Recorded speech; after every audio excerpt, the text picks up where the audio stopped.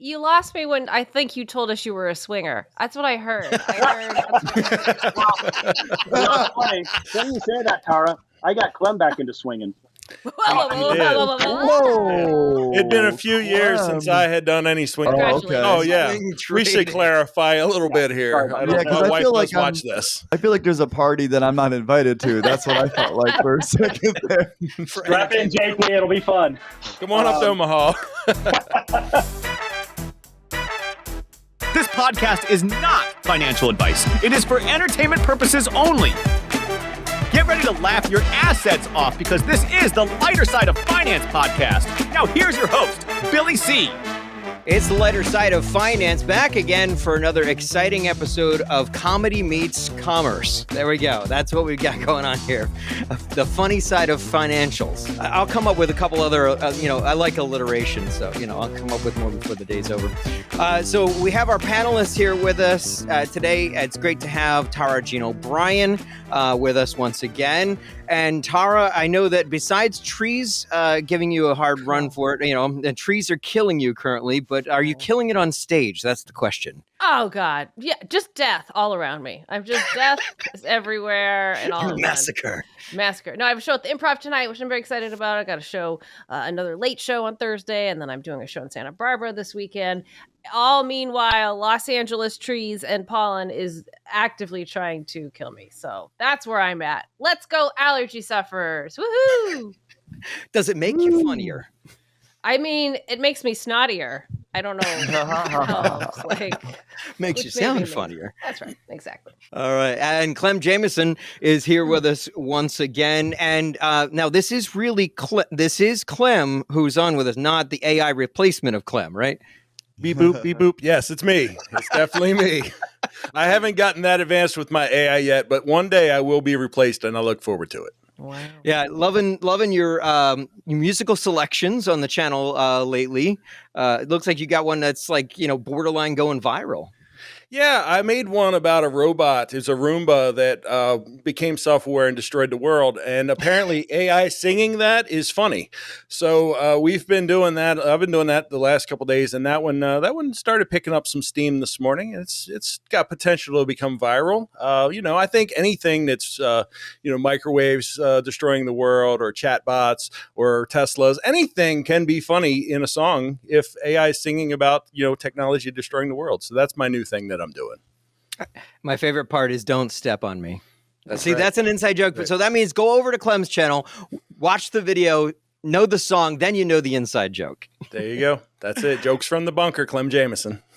And JP Lambiase, JP, I was actually thinking of you earlier. I was having some Mexican food. You know what? I love a good mole. Oh, the mole. Yes. Mole. I have a joke, a one-liner that has to do with mole, and I asked the instructor, "Is guac a mole?" Oh boy! You gotta. Well, you know what? Go over to JP's channel and get the whole joke. Yeah, Tara, you gotta be. You know what I mean? Let's give it. Like we got a Chris here. He's a dad. I'm a dad. I could be. That was a dad joke. It was a dad joke. Clem's a dad. So there's three of us right here that support that mole. Yeah. I try to stay up with what you guys are doing, but it just gives other people reason as we tease it here on the show to go check out what you guys are doing as well. And you can find all of their social media links at our website at lightersideoffinance.com. See, we got the commercial in there as well. So this week on the show, we are going to talk about cryptocurrency. Tara, when we say cryptocurrency, what comes to mind? I want to be very honest that the very first time I heard or thought about this phrase, I genuinely was like, do you mean like the money the Crypt Keeper uses? Not a joke. I was like, Does he have his own currents? I don't understand. Is this after death? Like they, like the guy that used to like put the gold coins on. That's like Greek mythology. I was like, You can't take it with you. The Crypt Keeper, man, that guy's got some, he's still here. He's still valuable. Anyways, that's what I thought. And I have to say, after learning more, I don't think I'm wrong. I feel like it's as real as the Crypt Keeper having his own money. That's my feeling on cryptocurrency. I'm told I'm wrong about that. Well, we will find out. Now, Clem, do you have any experience using or investing in crypto? I do. Not investing in it, but not investing in it is actually my experience. Around 2013, one of my buddies at work came to me. He's like, if you want to make a lot of money, buy this thing. And I'm like, what's this thing? And he said, it's called Bitcoin and it's going to be amazing. And I said, what is it? And he couldn't really explain it to me and he couldn't show it to me. Yeah. So I didn't really know what I was looking at. And then all of a sudden, I didn't buy it. It was at the time, it was $75 for one of these imaginary coins. And I'm like, no, I'm not buying that. It's over 60,000 today. So yeah, I lost a lot of money on that. So yeah, that's my experience with crypto is missing out on crypto.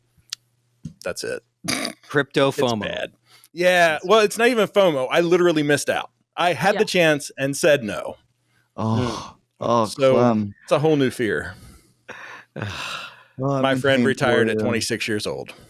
Yep. You know what? There's nothing good about that, Clem. I'm going to tell you right now. Retiring at 26, that is a curse, not a blessing. I agree. There's no purpose. There's no drive. You got the cheat code on life. You don't want the cheat code on life because it's fulfilling the struggle. I've seen my buddy Dan's life. It's fine. I would have been happy with his life. I'm just saying it's not always bad to get your money early.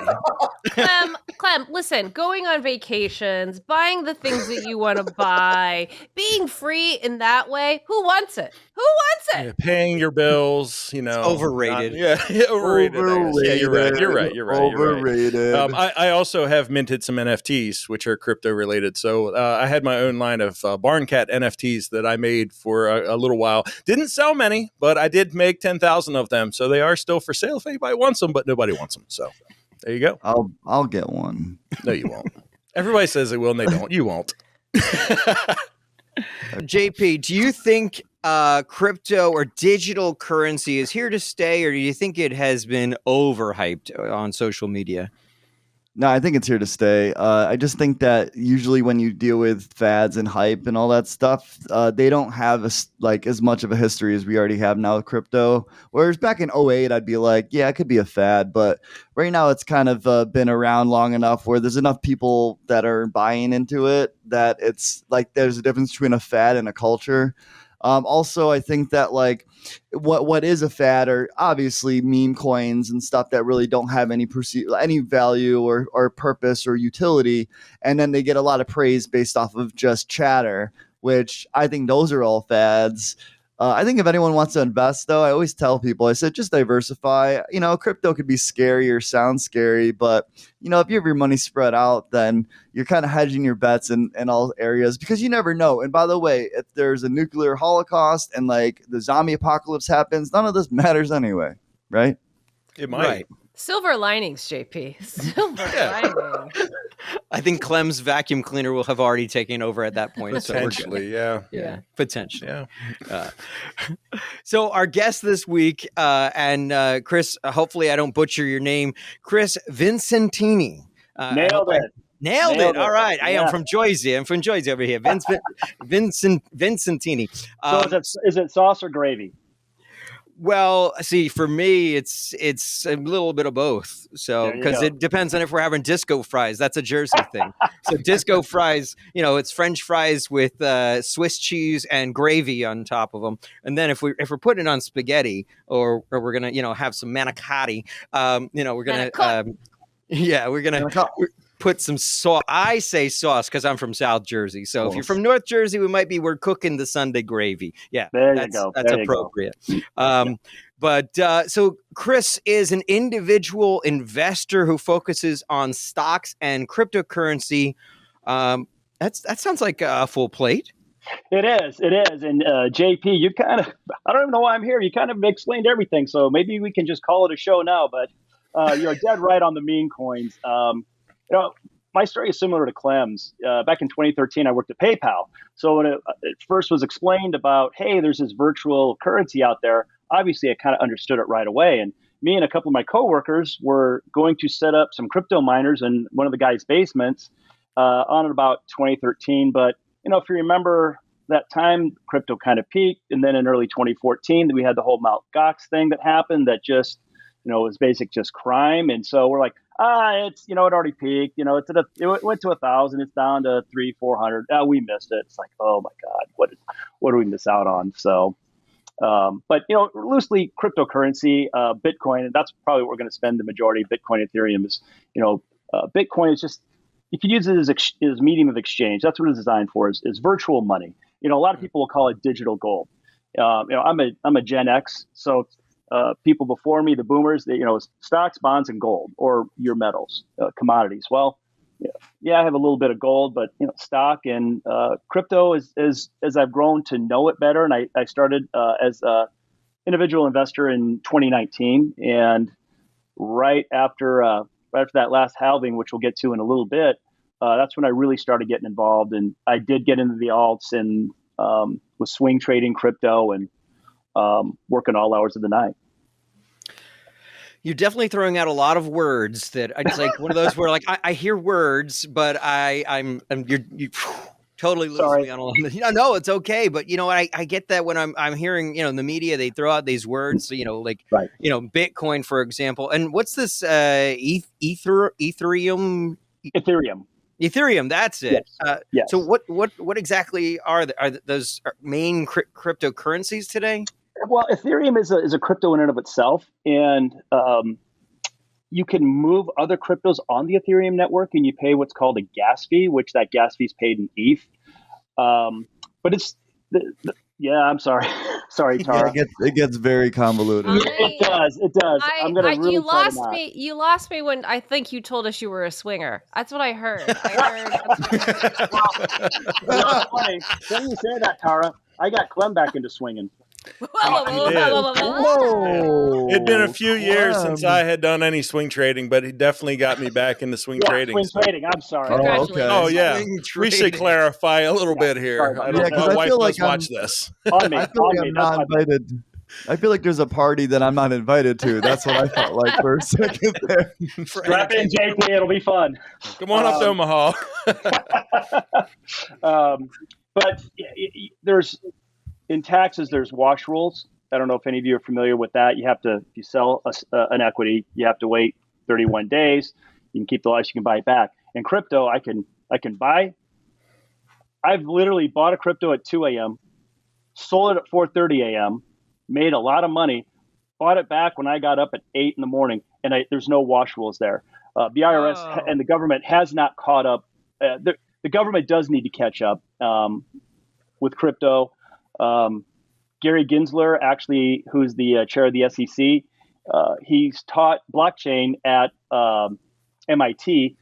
We all thought in the crypto community when he came in with, as he was pointed by President Biden, that he would kind of be an ally. Turned out just to be the total opposite. And there's been numerous court cases, and the SEC has lost the vast majority of them. One government agency views it as a commodity. Another government agency views it as a property. And as we all know in government, they don't do a good job of talking to each other. And so.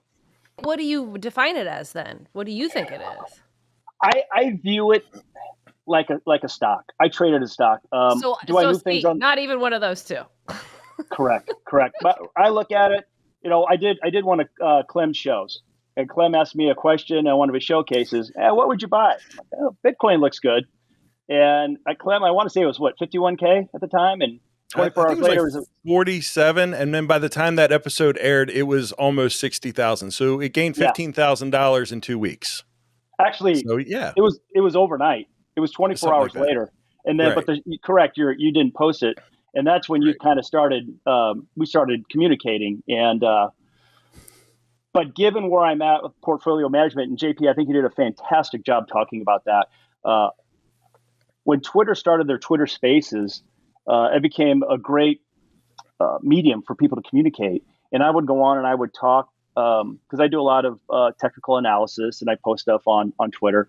and people were thinking, oh, I'm going to buy XYZ crypto and I'm going to be a millionaire. And I got my entire life savings. And I'm like, you're gambling.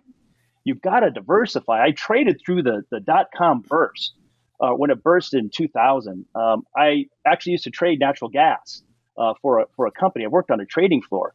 You have to diversify your portfolio. And I was called every name in the book. And having a son at the time that was being recruited as a college athlete, I have every replies fired up, and I wouldn't post them because I can't do that. But diversification is key on this. The thing with crypto, I strictly just trade the price. That's it, the price action. I don't care what the functionality is. But right now, I'm just focusing on Bitcoin and Ethereum as my investments because to me, they're the blue chips of crypto. Do I have a few degen plays? I do, but it's not much money at all. So I'm only trading price action. Some people are like Clem there who will, if you have to, Clem, do you move those NFTs on the Ethereum network or is it one of the different networks? It was Polygon. Polygon? Okay. Yeah. So that's some of the functionality there. Mm-hmm. So I got a question for Chris then. I get that Ethereum and Bitcoin are going to be like your main stable coin or your main stable ones that you're investing in. You said you trade on price action and like also swing. Don't tell my wife. Do you create your own like algorithmic scanners that kind of like track volume activity and such, and then do you trade off of that volition? I don't have anything created, but I will keep an eye on things. There are people that absolutely create those models, and AI has absolutely opened that up. That people can't really overstate what the impact is having across all industries. But JP, to your point, what I'll do is I do have 4 degen plays, and I call them degen because you know what? There's a gentleman that runs a fantastic show on Twitter, Digital Asset News. His name is Rob, and his premise on crypto is everything's a scam.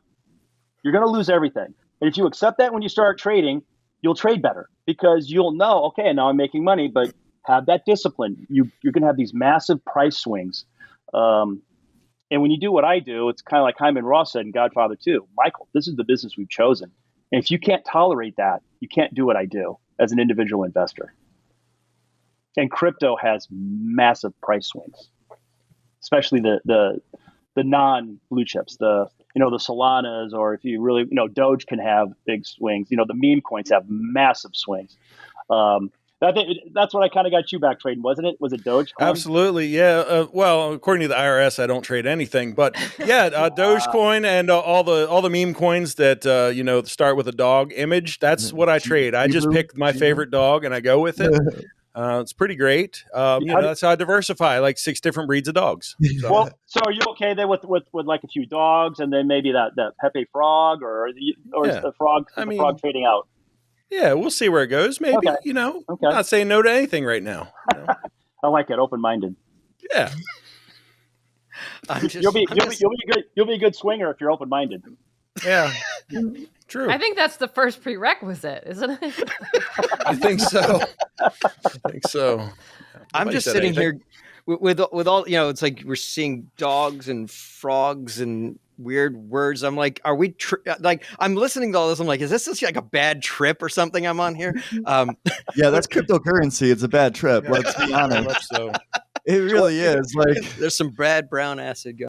I want to bring this up because, Chris, you might find this hilarious, and anyone tuning in that has gone down the rabbit hole I've gone will understand, but I got an impostable NFT that is a little creature that nice. is worth Ethereum, nice. And because I have enough of them like doing their little thing, they like mine stuff and create UFOs, so I own a bunch of UFOs. Awesome.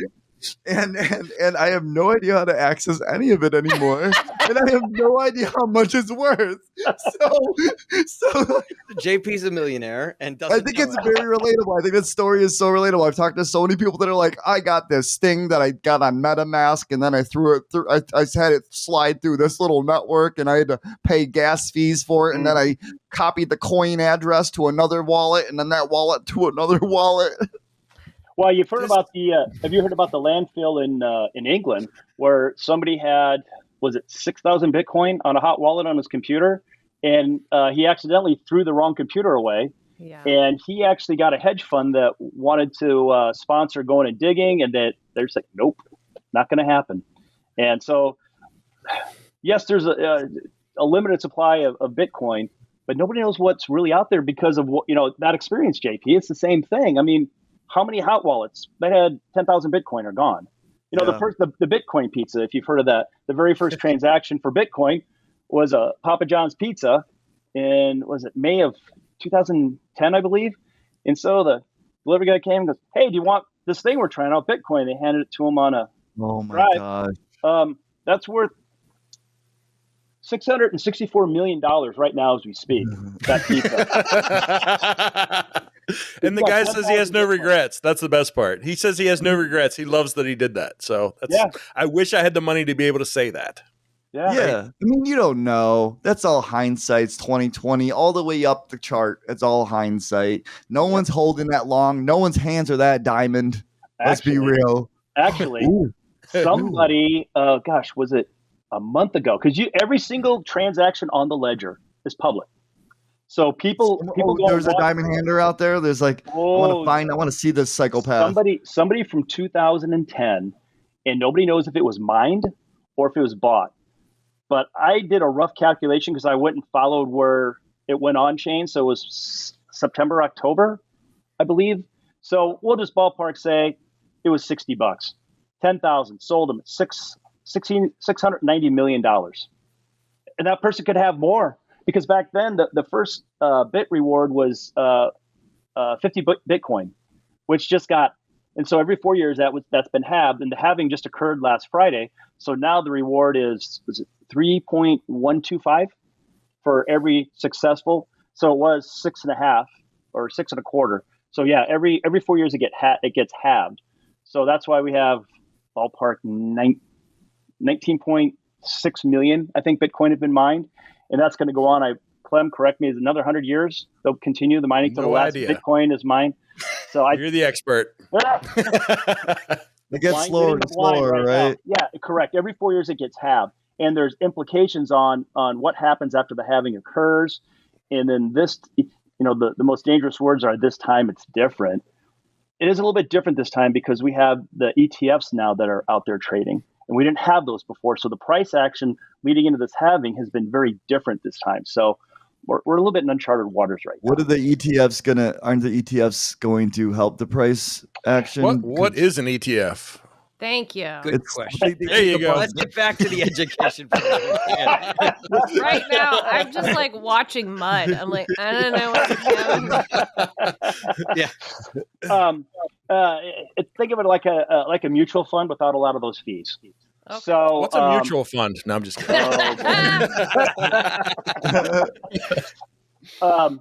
So the SEC finally lost the court case. So there's, I think there was initially 12 ETFs that were allowed to start offering Bitcoin fund. So if you take, let's say today I went and bought one of those funds and I gave them $66,412, which is the price as we speak, they will go out and buy one Bitcoin to back it. So there's actual Bitcoin backing it. It's not, so you don't own the Bitcoin, but it's backed by the Bitcoin. So it's legit. And that they put it in cold storage, so it's not going to get hijacked. It won't be on a hot wallet. It'll be safely tucked away. So that is a way you can, if you don't want to go through and actually go to one of the exchanges and buy Bitcoin, you can go down that ETF route. There will be an Ethereum ETF that will more than likely get approved later this year. The SEC, I think, has started to fight it. I don't keep up with that quite as much, but I actually own Bitcoin and Ethereum in a cold wallet. I've taken it off chain, and I do own a particular ETF. So it's just kind of hedging. I can swing trade if I want that ETF because it's actually in a retirement account, so I don't have to pay taxes on it, and I don't have to worry about cost basis. Can I Is ask? this cold? So I was just going to say cold wallet, hot wallet, just to define these terms for, let's say, Sure. somebody that didn't understand what that meant. Yeah. Is that like so a cold wallet? That means like so you like take the Bitcoin off and you just have it like on a hard drive at your house. Is that what you mean? Because that's sort of what it is. They call it a wallet. Here's a thumb drive. It kind of looks. Some of them look like a thumb drive. Some of them look a little different. And you take it from the exchange. You pay a little bit of a gas fee. You put it there, and then you just unplug it, and nobody can access it. Now, a hot wallet, like JP mentioned MetaMask earlier. MetaMask is a browser extension, and those can get hacked. Okay. It just takes, sometimes it's social engineering. You just click the wrong thing.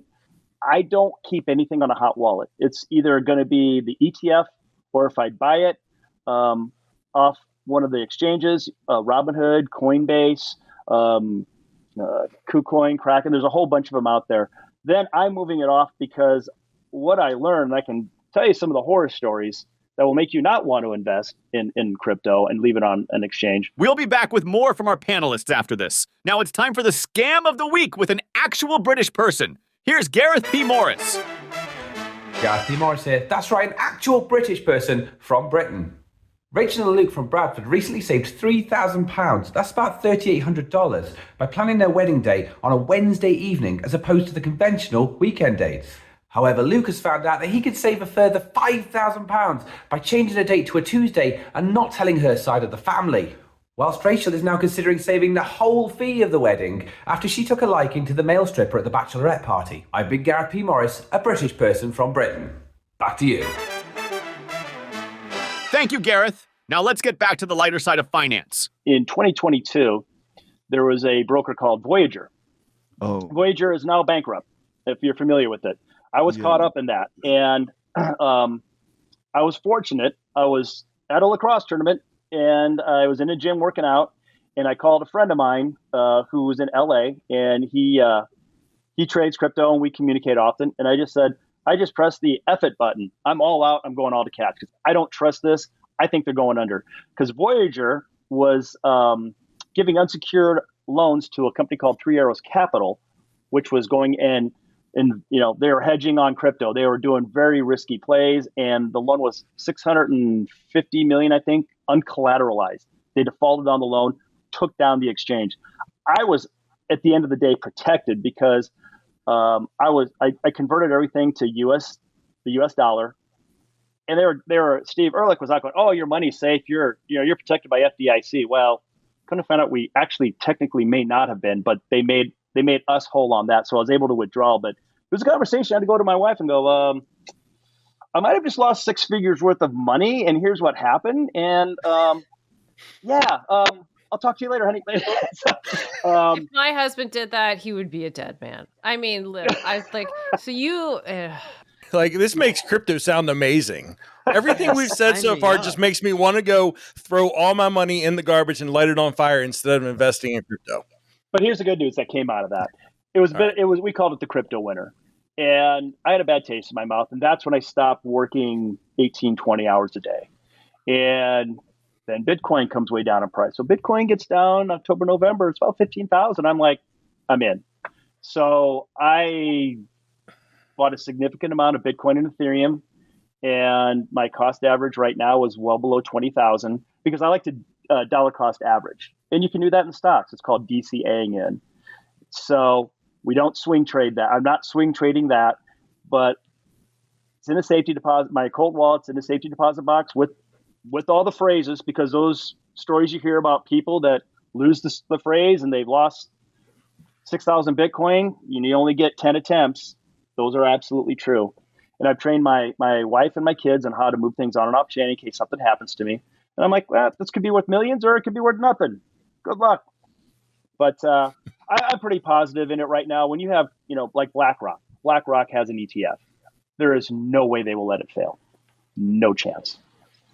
So I think it's safe. And a safer way to trade crypto instead of moving it off is just go buy an ETF. Then you don't have to worry about it being stolen. You get to participate in these run-ups. And I don't really necessarily want to get in on price predictions because the minute you miss one, Twitter lets you know. they love to let me know when I miss something, and I do. I miss it, but I do. I have a very good feeling about. Yes, he does. I have a very good feeling about where the crypto market is going over the next several months. I'm very bullish on it.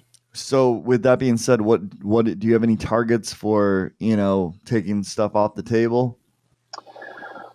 For the ETFs, I do, and there's something. But you're just going to diamond hand. You're going to diamond hand Ethereum and Bitcoin. Is that what you're implying? What I have in cold storage, I'm going to leave there. But what I have on the ETFs, I will trade. I will take it off. So there's an indicator out there that is a very good indicator of calling tops of the crypto market. It's called the Pi cycle indicator. And I'm ballparking that's going to cross over to a sell probably end of summer, early fall. When that crosses, Pi, it's PI. I know, I already got it. So if you look there, you can see in the past where post-halving, where sometimes you'll get a big run up. But again, with the ETFs, we didn't have those in the past. So I'm going to watch that. And the ETFs, I'll be more than likely getting out of those large positions. And the site I mentioned earlier, the Digital Asset News, Rob, who runs that, is fantastic at it. And he kind of says it's not timing the market, it's time in the market. So you can out-trade yourself. You can out-swing yourself, so to speak. And I have a friend on a Discord site that's, sometimes we overthink things and we overtrade. And, I have various portfolios set up. One was with a broker friend of mine. If I make one trade every 18 months, wow. And that actually sometimes outperforms my active trading accounts that I do. And, but crypto this year has by far been one of the best assets out there. It's just, if you look at the historical averages, Clem, you'll know this. 2013, look at where the price was today. It's outperformed everything.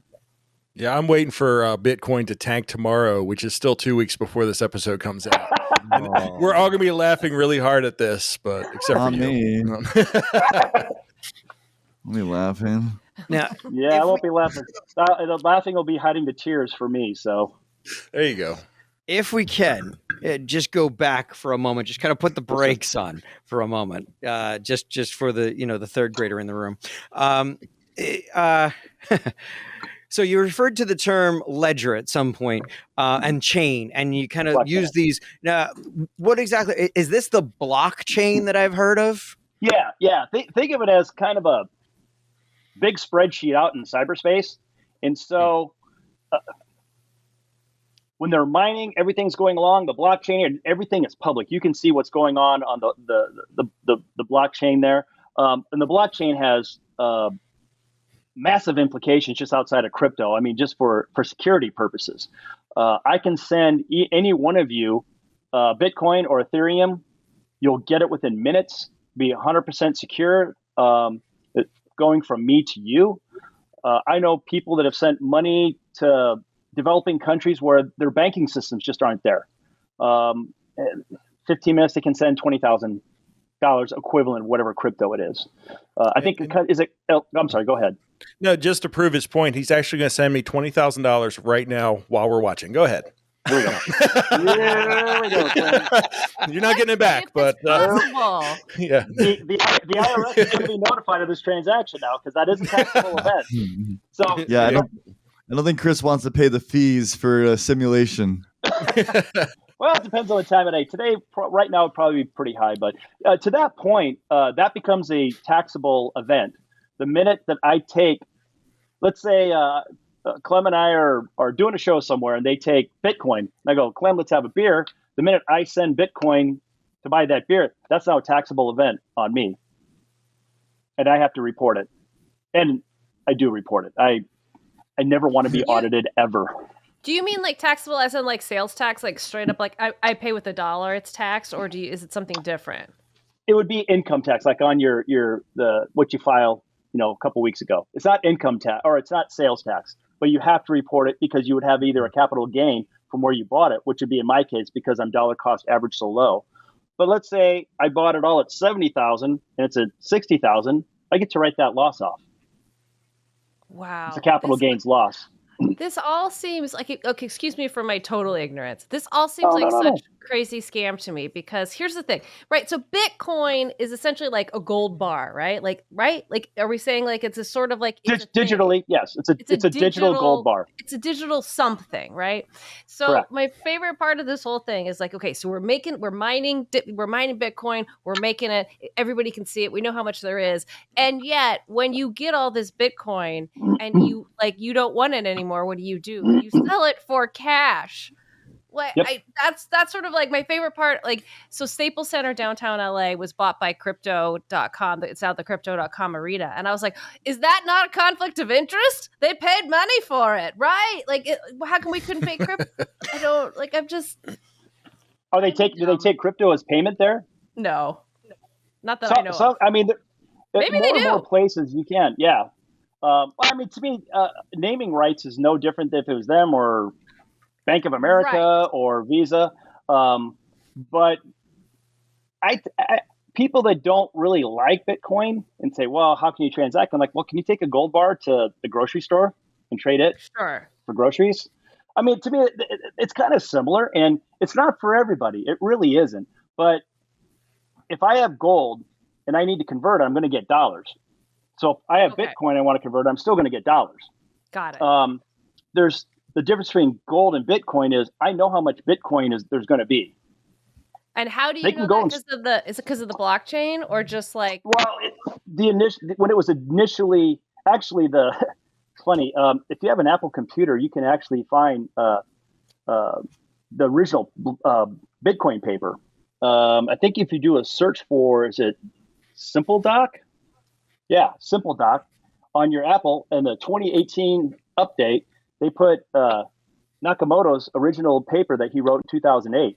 And you can go and find it there, and it kind of, it's all tech. I read it and I'm like, yeah, I have no clue what they're talking about. But when we were going to mine it, there was just two of us that were going to front the money, and we had our little tech guy, and he was going to be the one that was going to run it all. So within the construct, they said, we're only going to have X number of Bitcoin, and that's it. No more. Ever. And with gold and silver, I mean, they can go find they can go to a mountain and find more gold. So I don't honestly know what the supply of gold or the supply of silver is. We know there's finite, but we actually don't know what that number is. But we do know how much Bitcoin could eventually be created. How close are we to that? How close is that? It'll be a while. So the last Bitcoin will be mined 2132. So there's going to be a total of 21 million will be minted, and they've mined 19.6 million as of now. So when it's like totally minted, I mean, humanity will be over, right? Is what we're thinking. Like we don't need it anymore. The aliens may come and just go, oh my God, what's going on down there, and just end us all. Like, and what's this Ethereum crap? We don't get it. Now, I'll say, when the zombie apocalypse happens, obviously, lead will probably be one of the most precious resources. But I can have my cold storage device in this phone, and I can give people that. I can't haul gold with me effectively. Not saying that would ever happen. Yeah, that gold is heavy if you've ever. But can't say I have. Who holds gold bars? Nobody. Hold on. Oh, yeah. Tara just pulls one out. That would be funny. JP, you still studying that pi cycle indicator top that we talked about? You look like you're. No, I think he's all over it. I understand, Tara, this may not be for you. Bitcoin may not be for you, but never let that get in the way of making money. You can go buy an ETF and just ride that price action up and then sell it. You don't have to worry about moving anything on or off chain. You don't have that complexity. You don't have to worry about gas fees. That really has been the simple way to do it.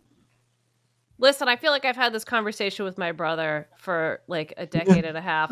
And every time like we get to a point where he's like, you just got to buy the bear and then it dances and then you own it forever. And I'm like, I tell jokes and I write it on paper. I don't know how this, this is where we diverge, right? Well, it's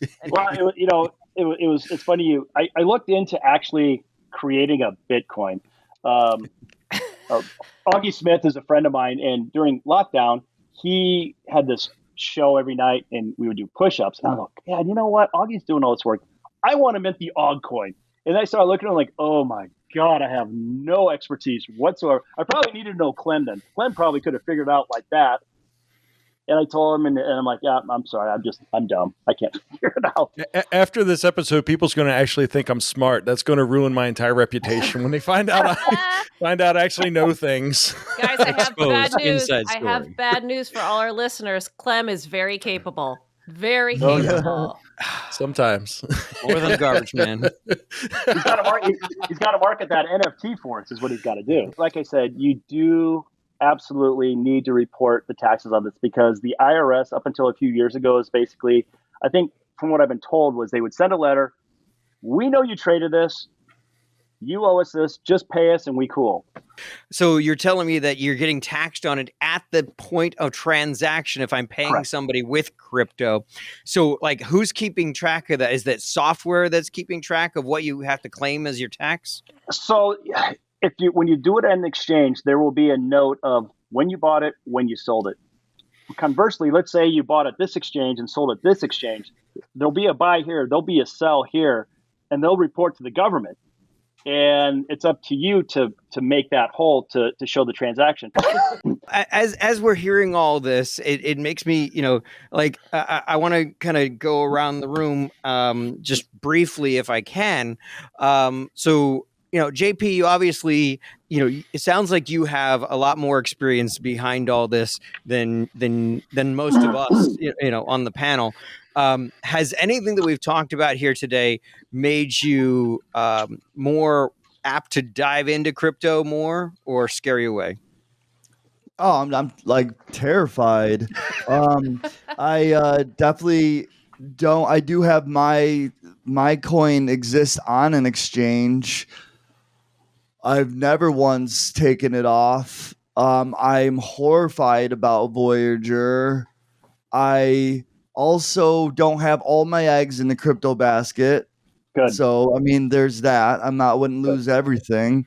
But you don't want to ever have no one wants to have anything go away. Like, that's just, if you can prevent it, you know what I mean? Like, us as humans, we don't want to feel like we got duped or we got scammed. I think that's most of our reservations. I'm sure it's Tara's. If you're not familiar enough with what you're doing, it's not smart for you to get involved, because that's just something that's going to kind of be like a lingering stress in your life that you don't need. And that clarity and that freedom of not being stuck in crypto right now and watching it every freaking second, is very liberating. It's very liberating. JP, that's a great point. There's an old adage, not your keys, not your crypto, about moving them off an exchange. And I studied crypto when I jumped back into it for almost 8 months before I started investing in both the miners and in the cryptocurrencies, just because I wanted to make sure that what I was doing, and I just baby steps in, and then I'm like, okay, now I'm going full in. I'm sitting here and I'm like, I've been taking notes, and so far I've got the makings of a Jim Henson movie that we're rolling with diamond hands, swinging with Peg and the bears and the frogs at a fashion show. Got it. All right, that's the whole episode right there. Go all riding the pie bicycle. Yeah, there we go. Exactly. Go Google sad Kermit.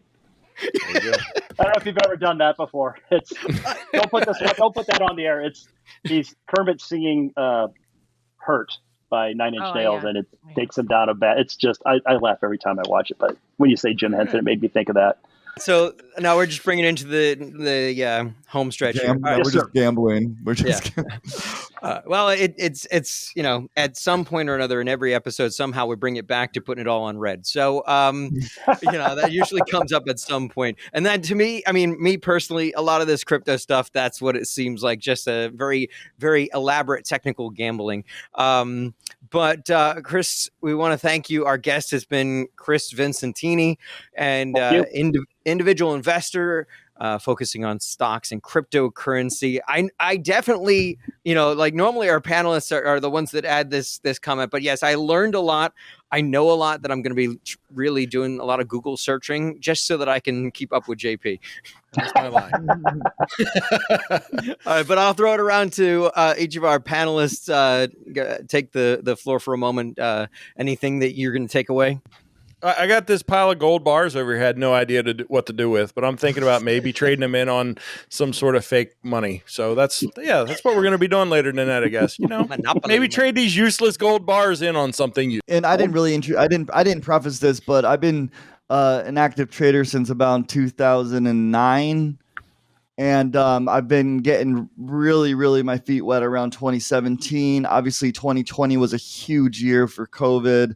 And the last bull run in 2021 made, I think, a lot of people a little more confident than they should be. So I've been humbled after 2022 and would love to get some little nuggets after this.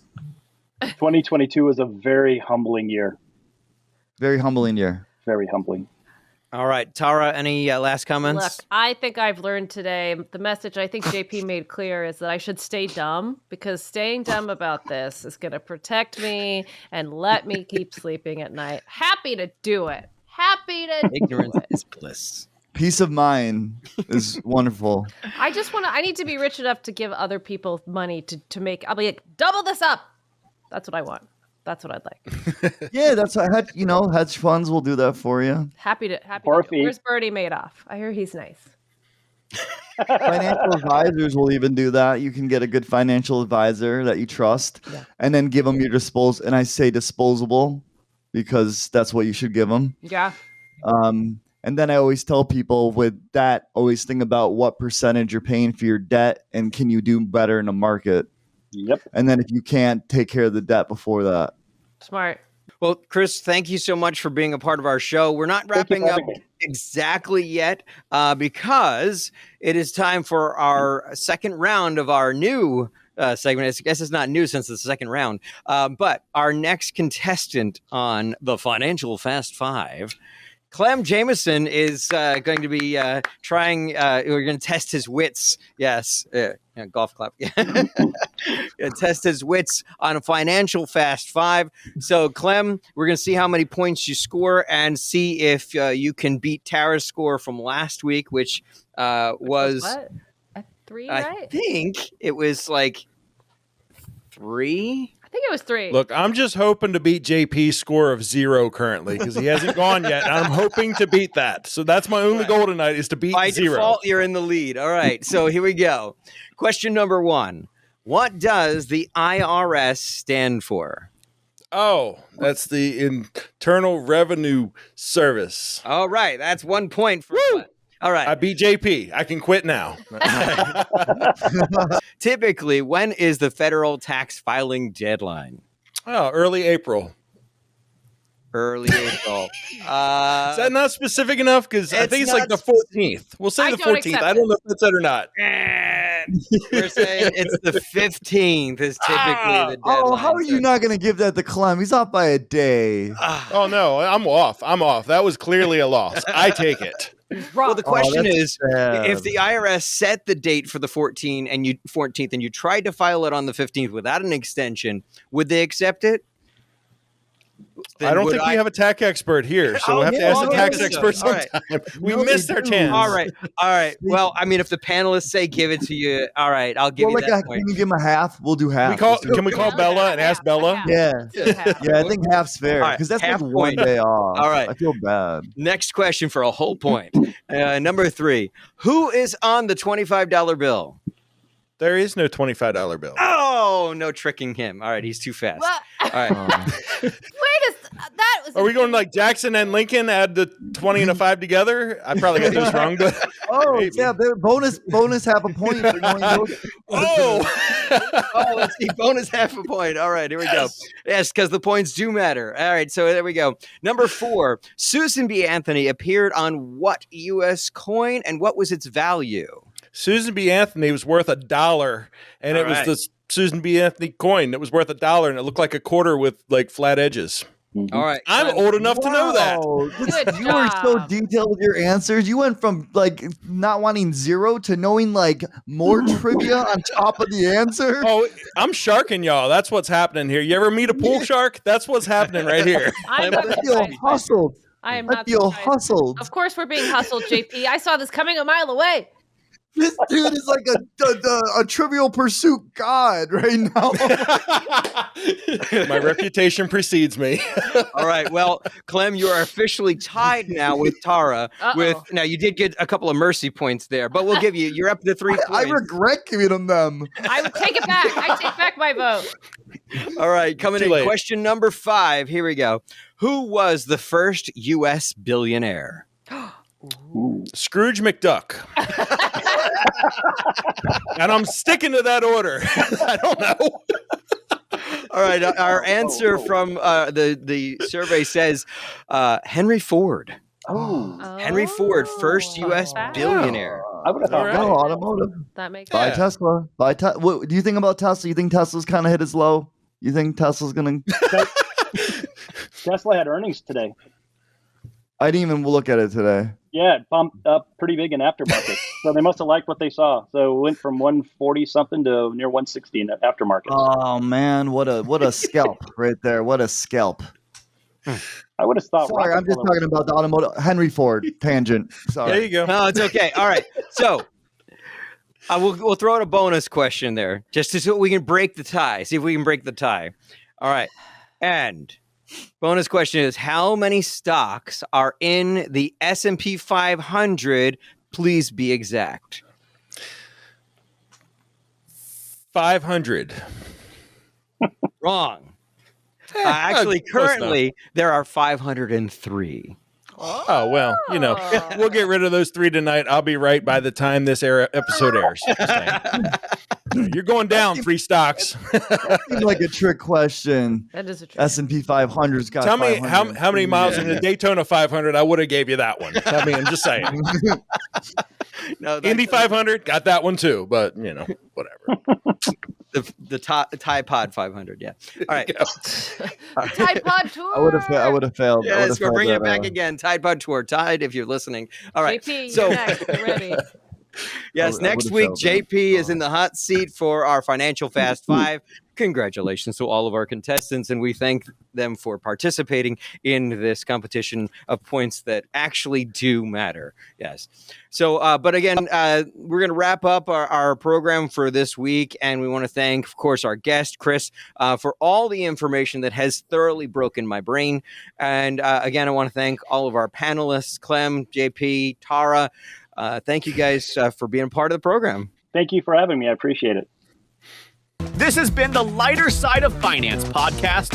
Our executive producer is Billy C. Production assistance by Sam Moody. Our opening music is from BillClantonMusic.com. I'm your AI announcer. I am nobody, literally. Make sure you like and subscribe to the Lighter Side of Finance wherever you find us on TikTok, Instagram, Facebook, and YouTube. Be sure to visit our website, thelightersideoffinance.com. This podcast is not financial advice. It is for entertainment purposes only. It is intended for you to laugh your assets off. Viewers and listeners, be advised.